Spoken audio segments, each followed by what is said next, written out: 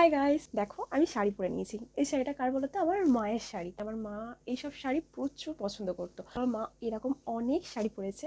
তো দেখো, তো ভাবলাম চলো আজকে তোমাদের সাথে আমার মায়ের শাড়ি পরে একটা লুক ক্রিয়েট করি আর সেটা তোমাদের সাথে শেয়ার করি। তো এই শাড়িটা পরে আমাকে কেমন লাগছে অবশ্যই কমেন্ট করে জানিও। চলো বেশি কথা না বলে মেকআপটা স্টার্ট করা যাক। ফেসে ময়শ্চারাইজার অ্যাপ্লাই করা হয়ে গেছে, তো আমি এখন প্রাইমারটা ইউজ করছি। প্রাইমারের পর আমি এখানে অ্যাপ্লাই করে নিচ্ছি ফাউন্ডেশন। এভাবে ডট ডট করে পুরো ফেসটা লাগিয়ে নিচ্ছি। এবার ব্লেন্ড করে নেবো। গালে ব্লাশের জন্য আমি হালকা লিপস্টিক অ্যাপ্লাই করে নিচ্ছি।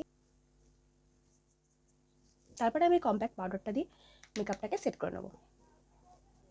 তারপরে আমি অ্যাপ্লাই করছি কাজল। তারপরে আমি কাজলটা অ্যাজ আ লাইনার হিসেবে অ্যাপ্লাই করে নিচ্ছি। দেখি আমি পারি কিনা, কিন্তু অতটা ভালো আমি পারি না, চেষ্টা করবো। গাইজ, এটা কি হলো? কাজলটা ভেঙে গেল। কিছু না, এটাকে এর মধ্যে ভরে দিই। আমার অ্যাপ্লাই করাটাই ভুল হয়েছে, আমার এইভাবে অ্যাপ্লাই করাটা উচিত ছিল।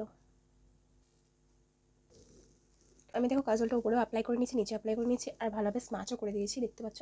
বাট আমার চোখের অবস্থা খুব খারাপ হয়ে গেছে, কারণ আমার জানি না কেন আমার চোখে কাজল অ্যাপ্লাই করলেই আমার চোখ দিয়ে অটোমেটিক্যালি জল বেরিয়ে আসে। কাজলটা আমি অ্যাপ্লাই করলাম, আর আমি আই শ্যাডো অ্যাপ্লাই করবো না, আই শ্যাডো আমার খুব একটা ভালো লাগে না। এবার আমি মাস্কারাটা অ্যাপ্লাই করে নিচ্ছি।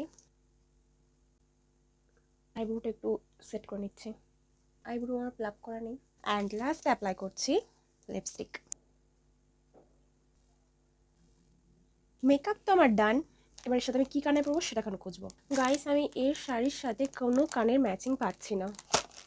আই থিঙ্ক সিম্পলি ঠিক আছে। এই হচ্ছে আমার ফাইনাল লুক। না ইয়ারিংস না নেকলেস, কিছু না, জাস্ট আমি মেকআপটা করেছি। কেমন লাগছে গাইস কমেন্টে জানাও। ভালো লাগলে একটা লাইক করো, আর আমার চ্যানেল নতুন থাকলে প্লিজ আমার চ্যানেলটাকে সাবস্ক্রাইব করো। চলো ফিরে আসছি নেক্সট ভিডিওতে। Bye bye.